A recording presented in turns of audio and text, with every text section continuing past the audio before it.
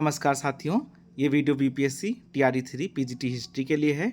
साथियों, आप लोग जानते हैं कि पीजीटी हिस्ट्री का आप लोगों का एग्ज़ाम 19 जुलाई से लेकर 22 जुलाई के बीच प्रस्तावित है और उसी के बारे में हम लोग डिटेल से बात करेंगे कि आप लोग का सिलेबस के अकॉर्डिंग जो है सोर्स क्या होना चाहिए पढ़ने का और क्या क्या चीज़ें ऐसा करना चाहिए कि आप लोगों का अच्छा मार्क्स आए। दोस्तों, मैंने टीआरई 2 में एग्ज़ाम दिया था। आप लोग जानते हैं कि मेरा टीआरई 2 में पीजीटी हिस्ट्री में सिलेक्शन हुआ था, टीजीटी में भी हुआ था और 6 to 8 में भी हुआ था, लेकिन मैंने पीजीटी हिस्ट्री ज्वाइन किया था। तो मैं डिटेल में आप लोगों को बताऊंगा कि आप लोग को क्या क्या पढ़ना चाहिए और सोर्स क्या रखने चाहिए आपको पढ़ने का, क्योंकि टीआरई का एग्ज़ाम, टीआरई 1 का जो एग्ज़ाम हुआ था और टीआरई 2 का एग्ज़ाम जो हुआ था, दोनों का मैं पेपर पैटर्न देखा, उसी के अकॉर्डिंग ये जो है वीडियो बना रहा हूँ। आप लोग देखिएगा और वीडियो को लास्ट तक देखिएगा। सारी चीज़ें डिटेल्स में बताया हूँ, एक एक पॉइंट पर मैं क्लियर करके बता रहा हूँ। बाकी आप लोग किसी भी नोट्स के लिए, पीडीएफ के लिए या जो क्विज होता है उसके लिए मेरा टेलीग्राम ग्रुप ज्वाइन कर लीजिएगा। उसको मैं कमेंट सेक्शन में लिंक दे दूँगा, आप लोग वहाँ से मेरा जो है टेलीग्राम चैनल ज्वाइन कर लीजिएगा। वहाँ पर मैं क्विज कराता हूँ, पीडीएफ और इम्पॉर्टेंट पिक्स जो भी चीज़ें होती हैं देता हूँ। आप लोग को जो है डायरेक्ट वहाँ से मेरा मार्गदर्शन भी मिल जाएगा, तो आप लोग मुझसे कांटेक्ट भी कर सकते हैं। ठीक है दोस्तों, हम लोग आगे बढ़ते हैं वीडियो में। देखिए, आपका सोर्स क्या होना चाहिए पीजीटी हिस्ट्री के लिए, आपका सोर्स क्या होना चाहिए। तो सबसे पहला तो ध्यान रखिए कि आपका 11th-12th एग्ज़ाम, मतलब पीजीटी का मतलब हो गया कि आप किस वर्ग के बच्चों को पढ़ाएंगे, तो 11th-12th के। तो आपका 11th-12th का एनसीईआरटी अच्छे से तैयार रहना चाहिए। देखिए, एससीईआरटी जो बिहार का होता है और एनसीईआरटी वो 11th-12th में सेम है, उसमें कोई डिफरेंस नहीं है। तो आपको क्या करना है, 11th का एनसीईआरटी जिसका नाम है विश्व इतिहास के कुछ विषय, फिर जो है इसमें टॉपिक है, जो जो टॉपिक मैं बता रहा हूँ आप लोग उसको देख लीजिएगा, वहाँ से क्वेश्चन आए हैं। देखिए, टीआरई 1 में 11th वाली एनसीईआरटी से क्वेश्चन नहीं आया था। टीआरई 1 में जो क्वेश्चन आए थे वो आपके ancient, medieval and modern history के आए थे, वो रेफरेंस बुक्स से थे, बहुत ज़्यादा एनसीईआरटी का भी नहीं था, रेफरेंस बुक का था। लेकिन टीआरई 2 में जो पेपर हुआ उसमें 11th और 12th एनसीईआरटी दिया और वो भी स्टेटमेंट दिया, तो आपको उसको ढंग से पढ़ना पड़ेगा। आप ऐसा नहीं छोड़ सकते कि नहीं बस फैक्ट पढ़ के हमको निकल जाना है, क्योंकि वो आपका कॉन्सेप्ट चेक कर रहे थे कि आपका कॉन्सेप्ट क्लियर है कि नहीं किसी टॉपिक को लेकर, तो आपको इसलिए ज़्यादा टाइम देना पड़ेगा। जैसे टॉपिक में देखिए, लेखन कला और शहरी जीवन, इसमें आपका मेसोपोटामिया के बारे में आप लोग पढ़ लीजिएगा। एक क्वेश्चन टीआरई 2 में आया था दजला फरात से रिलेटेड, कि दजला फरात नदियों का संबंध किस जो है सभ्यता से है, ऐसे क्वेश्चन आया था। तो आप लोग मेसोपोटामिया वाला देख लीजिएगा, क्योंकि वहाँ से 3 से 4 क्वेश्चन आए थे। इस्लाम का उदय और विस्तार, ये वाला चैप्टर भी इंपॉर्टेंट है, इसको भी देख लीजिएगा। और मैं नोट्स बता दे रहा हूँ कि आप लोगों को इससे कहाँ से कवर करना है, क्योंकि 12th वाली एनसीईआरटी आप लोग पढ़ेंगे तो शायद बहुत डिटेल में नहीं समझ में आए, इसलिए मैं एक नोट्स आपको पीडीएफ दूंगा, वो मैं भी दिखा दे रहा हूँ आपको कि किस चैनल पर मिलेगा, वहाँ से आप ले लीजिए, वो नोट्स टाइप का है, वहाँ से आप लोग पढ़ लेंगे तो आपका क्लियर हो जाएगा। फिर जो है सूफी संत के बारे में जो दिया होगा कि कैसे सूफी यहाँ पर आए, क्या चीज़ें हुआ, बदली हुई सांस्कृतिक परंपराएं यानी पुनर्जागरण, इससे रिलेटेड आप लोग देख लीजिएगा। औद्योगिक क्रांति देख लीजिएगा, क्योंकि यहाँ से भी क्वेश्चन आए हुए हैं। और चीन में नए लोकतंत्र की स्थापना, चीन से जो भी रिलेटेड जानकारी होगी उसको आप लोग देख लीजिएगा। देखिए, मैं आपको दिखा देता हूँ कहाँ से मिलेगा। ये चैनल है मेरा, पीजीटी हिस्ट्री के लिए मैंने अलग से बनाया है, जीएस के लिए भी बना है, तो आपको मैं सारा लिंक दे दूँगा कमेंट बॉक्स में। आप जो भी चैनल ज्वाइन करना चाहते होंगे, अगर पीजीटी हिस्ट्री ज्वाइन करना चाहते हैं तो उसको ज्वाइन कर लीजिएगा। और ये देखिए नोट्स जो है, ये वाला नोट्स आपको देखना है, ये मेरे चैनल पर जाइएगा, इसमें ओपन करिएगा तो फाइल्स वाले सेक्शन में आप जाएंगे, तब यहाँ पर आपको मिलेगा। ये 11th वाली एनसीईआरटी मिल जाएगी आपको नोट्स का, और ये 12th की एनसीईआरटी का नोट्स मिल जाएगा, आप जो है यहाँ से पढ़ लीजिएगा। फिर जो है आपको ये 11th वाली एनसीईआरटी का आपको इतना टॉपिक पढ़ना है और टीआरई 2 का पेपर देखना है। देखिए, टीआरई 2 का पेपर अगर आप लोगों के पास है तो बहुत अच्छी बात है, अगर नहीं है तो उसका प्रिंट करा लीजिए और उसको ज़रूर सामने रखिए, और आप लोग देखते जाइए कि कहाँ से क्वेश्चन कैसे बने थे, स्टेटमेंट कैसे बना था, ये सब चीज़ें आपको वहाँ से क्लियर हो जाएगी। फिर जो है 12th एनसीईआरटी, 12th एनसीईआरटी में 3 बुक चलती है, आप लोगों को पता है, part first, part second, part third. Part first में एंशिएंट हिस्ट्री है, पार्ट सेकंड में मेडिवल हिस्ट्री है और पार्ट थर्ड में मॉडर्न हिस्ट्री है। तो आपको वहाँ से सारा टॉपिक पढ़ना है, लेकिन आप लोग अगर मान लीजिए कि बुक से पढ़ चुके हैं एक बार एनसीईआरटी से, तो जो नोट्स मैं प्रोवाइड कराऊंगा आप उससे देख सकते हैं। जैसे हड़प्पा सभ्यता को देख लीजिएगा, इंपॉर्टेंट क्वेश्चन है, 4-5 क्वेश्चन आए थे लगभग। महाजनपद से आया था, सारे महाजनपद के नाम भी देख लीजिएगा एक बार, राजधानी भी देख लीजिएगा, बहुत आसान है। एक बार आप लोग देखिए, दोबारा खुद ही जो है धीरे धीरे याद हो जाएगा, क्वेश्चन वगैरह सॉल्व करेंगे तो बहुत दिक्कत नहीं होगी। फिर जो है यात्रियों के नज़रिए, ये वाला क्वेश्चन ये भी पार्ट 2 में होगा शायद। वैदिक का, मौर्य साम्राज्य का देख लीजिएगा, मौर्य साम्राज्य इंपॉर्टेंट है, बहुत इंपॉर्टेंट है, आप लोग एनसीईआरटीज़ को देख लीजिएगा और नोट्स देख लीजिएगा।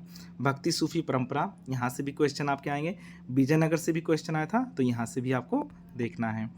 किसान, जमींदार और राज, यानी जमींदारी व्यवस्था कैसे थी, ये वाला भी आपका इंपॉर्टेंट है, यहाँ से भी देख लीजिएगा, क्योंकि क्वेश्चन अक्सर पूछा जाता है कि कैसे जो है जमींदारी व्यवस्था क्या क्या था और किससे रिलेटेड था, किस शासक ने क्या जो है व्यवस्था किया था, उसके बारे में आप लोग ध्यान से देख लीजिएगा।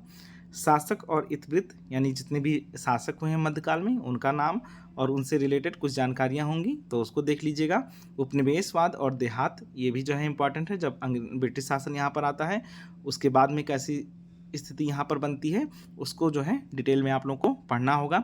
अभी आप लोगों के पास टाइम है, आप लोग पढ़ सकते हैं। विद्रोही और राज, ये इंपॉर्टेंट है। 1857 की क्रांति भी शायद इसमें कवर हो जाएगी आपका अच्छे से, तो बहुत ज़्यादा प्रॉब्लम नहीं होगी। महात्मा गांधी और राष्ट्रीय आंदोलन बहुत इंपॉर्टेंट है। और फिर जो है संविधान का निर्माण। देखिए आप लोग मॉडर्न हिस्ट्री अगर जो कवर कर रहे हैं तो आप 2 चीज़ें कवर कर रहे हैं। एक तो आप लोग अपना जीएस वाले सेक्शन में जो मॉडर्न हिस्ट्री के 8 क्वेश्चन आते हैं उसको कवर कर रहे हैं, और साथ में अपने सब्जेक्ट का भी कर रहे हैं। और जिनका 6 to 8 social science, TGT social science और पीजीटी हिस्ट्री तीनों होगा, उनके लिए तो और बेहतर है कि उनको केवल मॉडर्न हिस्ट्री से 3 एग्जाम में लाभ मिलेगा। तो आप लोग इसको छोड़कर मत जाइए, ये मॉडर्न हिस्ट्री को बहुत अच्छे से आपको कवर करना है, प्लस आपको क्वेश्चंस लगाने हैं और प्रीवियस ईयर पेपर को देखना है कि पेपर का पैटर्न क्या था और हमें कैसे जो है कोई चीज़ आसानी से करना है। संविधान का निर्माण, ये वाला चैप्टर भी है, इसको भी अच्छे से देख लीजिएगा।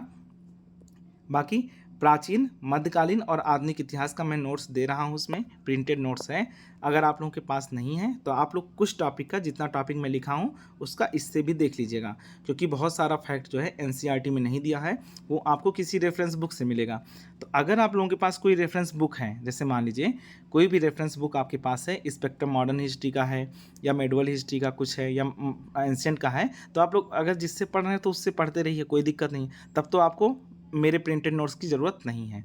अगर आप लोगों के पास नहीं है और लग रही है कि ज़रूरत है मुझे, तो आप लोग बेशक जो है ये नोट्स, प्रिंटेड वाला नोट्स देख लीजिए, उससे इम्पॉर्टेंट टॉपिक का नोट्स बना लीजिए, 2-2 4-4 पेज में बना लीजिए। बाकी क्विक रिवीजन भी मैं अपने यूट्यूब चैनल पर करा चुका हूँ, आप लोग वहाँ से देख लीजिए।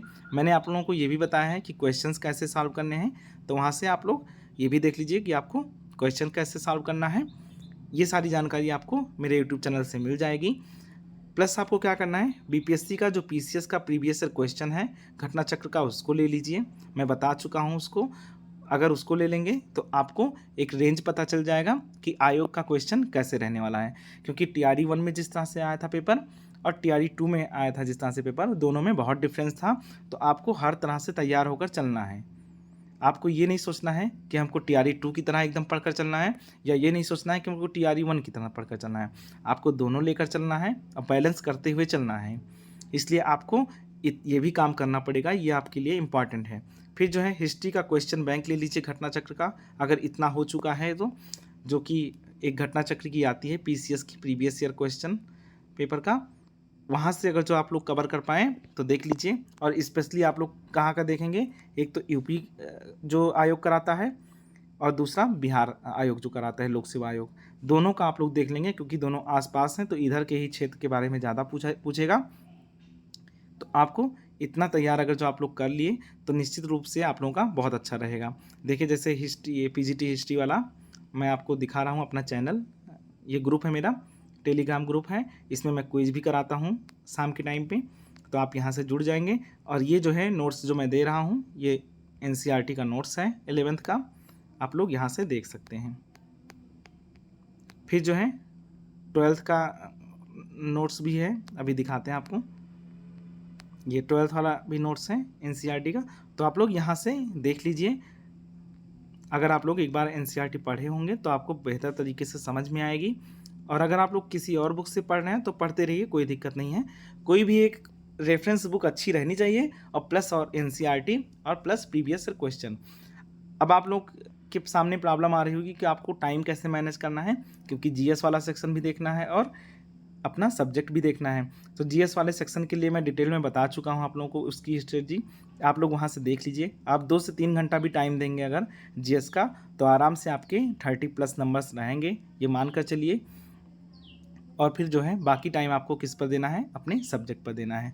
अगर आप लोग चाहते हैं कि कोई शेड्यूल इस तरह से मैं बना दूं पढ़ने का, तो आप लोग कमेंट करके अपना फीडबैक ज़रूर दीजिएगा। मैं जो है कोशिश करूंगा कि एक बेहतर शेड्यूल आप लोगों के लिए बना सकूं, ताकि आप लोग अच्छे से अपनी पढ़ाई कर सकें।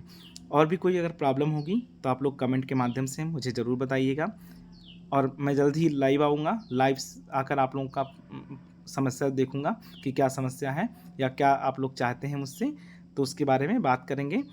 और अभी के लिए इतना ही है, इतना आप लोग देख लीजिए, और बाकी कमेंट के माध्यम से मुझसे पूछिएगा। टेलीग्राम ग्रुप से जुड़ जाइए और मुझे डायरेक्ट मैसेज कर सकते हैं। ठीक है दोस्तों, फिर मिलते हैं आपको नेक्स्ट वीडियो में।